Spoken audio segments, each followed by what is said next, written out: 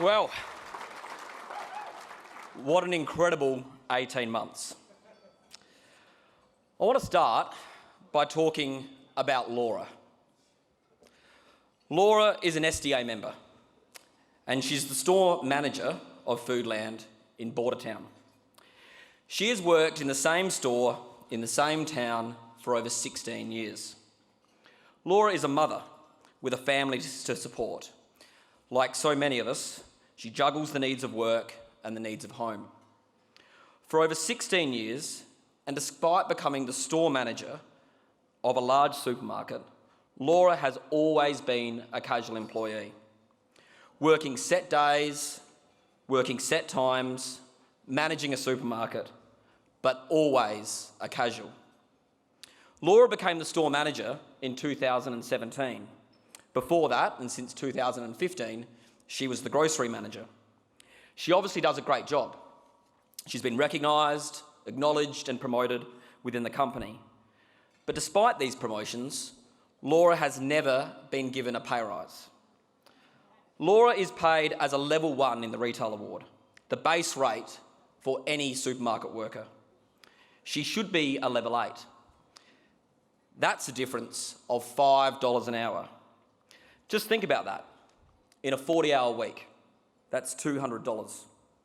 In a year, that's $10,000. Over 5 years, at least $50,000. Last August, Laura joined the SDA. Soon after, she started to speak to us about some of the problems she was experiencing, talking about her wages. But what happened next was incredible. When the SDA made its first trip to this ununionised store in Bordertown and visited the store, other workers approached our organisers. Workers of all ages, all backgrounds, all of them. They wanted to join too. But here's the thing. They weren't joining for themselves. As they signed up and completed the paperwork, the theme was overwhelming. They were doing it for her. They were doing it for Laura. That is what solidarity looks like. That is what unionism looks like. Workers finding their voice in their union, not to advance their own interests, but to advance the interests of their workmates. Laura is owed at least $50,000 by Yadunda Farmers Limited.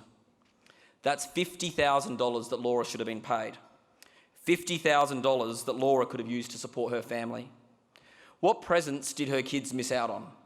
What family holidays were never had? The thing about wage theft, though, is that it's a cancer. It wasn't just Laura that wasn't being paid correctly. This wasn't just some payroll error. Literally everyone we have spoken to, not just in Bordertown, but in the over 20 stores across regional South Australia that Yadunda Farmers Limited, an Adelaide company, own, have some form of underpayment. Laura and her co-workers weren't alone in Bordertown. Workers across these regional communities, from Jamestown to Tailem Bend to Port Augusta and Kingston, began unionising. And after almost 12 months of investigations, in September this year, the SDA lodged federal court action on behalf of 64 workers for an estimated $1 million. Since then, over 500 workers from these 20 sites have come forward. The underpayment, the wage theft, it's monumental. And this money isn't just wages ripped out of the pockets of these hard-working regional South Australians, which is bad enough. It's money being ripped out of these regional communities. The SDA is fighting back. We're determined to get every worker every last cent. We're determined to not only change Yadunda Farmers, but every business that makes wage theft a business model. And we're determined to deliver justice for Laura.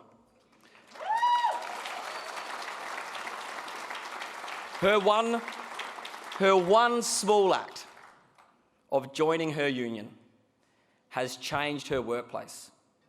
It's unionised a company and will, over the coming months, be one of the key reasons we should be able to deliver millions of dollars in stolen wages back into the pockets of these hard-working South Aussies and the regional communities in which they live.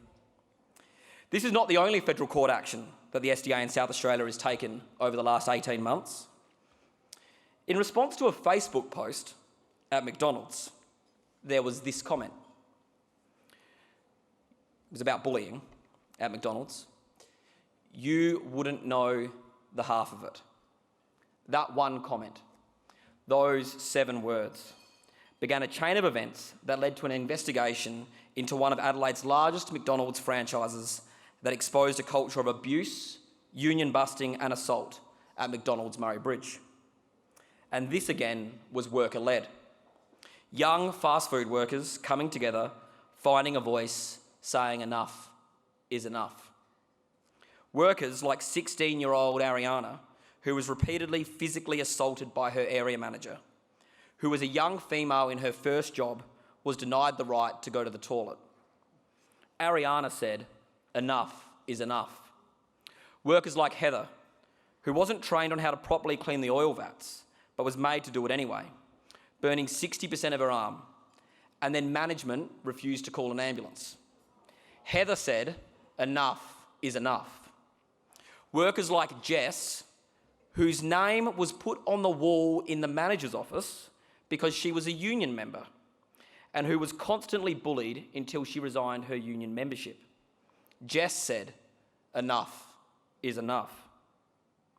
Our legal team, over the last 12 months, have now launched 7 federal court actions against McDonald's franchisees. And let there be no doubt about it, there is more to come.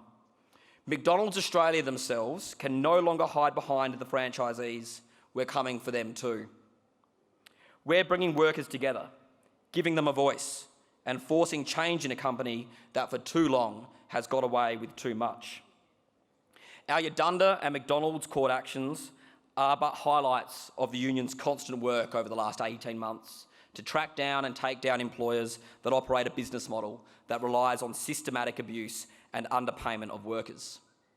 Outside of those actions, this year alone, the SDA legal team has recovered over $2 million for members, a remarkable achievement just here in South Australia alone. And there's still 5 weeks left. The year's not over and we're not done yet. I'm incredibly proud to lead this union, proud of what our members do to keep our society running and the essential role you all play. I'm also proud of our officials, from our support staff, our organising team, our case managers, the legal unit, our incredible comms and digital team, some of the best going around, the leadership of Tom Carrick-Smith and Sonia Romeo, without who I could not do this work. I don't know a harder working bunch of people, but I do know the reason they do it. The reason why our organisers drive from Jamestown to Millicent to uncover underpayments. The reason why they visit OTRs at 1 a.m. It's because they really believe in the work they are doing and the difference we are making. All of us together making a change and ensuring working people are treated with the dignity and respect they deserve. The last 18 months has tested us all, but none more than you on the front line. Our retail workers, our fast food workers, and a big shout out to all our DC members. Our city does not eat without you. But the thing I can't work out is why this state government seems to have a problem with retail workers. Let's just look at their track record over the last 18 months. COVID arrives, the government's response, open stores longer, putting more pressure on workers already dealing with so much. We ask for police to be deployed to our supermarkets to maintain order. Our state government's response? Nothing. We ask, like in New South Wales, Queensland and the Northern Territory, for spitting and coughing fines to be introduced. Our state government's response? Nothing. We ask for workers in the retail sector to be declared essential. Our state government's response? Nothing. We ask for the introduction of stronger trespass laws for retail shops. Our state government's response? Nothing. We ask for Christmas Day to be made a public holiday, just like it is in every other state and territory. Our state government, and this time it was a bit of a journey, first, nothing, then no, then only if you give up your penalty rates on Christmas Eve, and now, no again.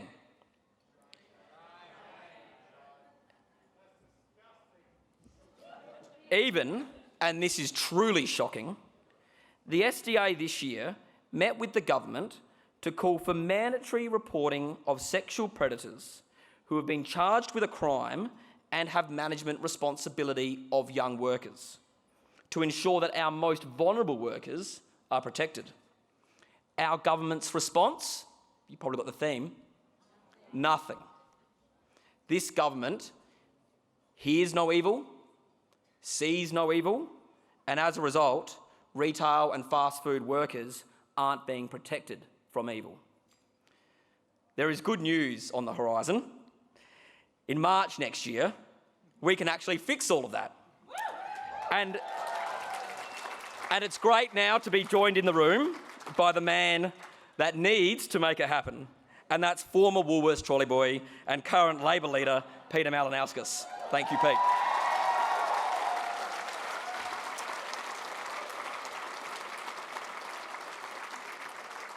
You see, from Laura in Bordertown, to our workers in McDonald's, to our DCs, to our retail workers, you, workers standing together, standing up with their union, standing up and making a change. That's what this is all about. That's why the union I'm leading is focused on every day, working to bring members together to make change in our workplaces across our cities, our towns, and our regions. I can't wait to see what we do next. Thank you for coming tonight. Whether it's a public holiday or not, I wish you and your family a very Merry Christmas, and here's to a better 2022. Thank you.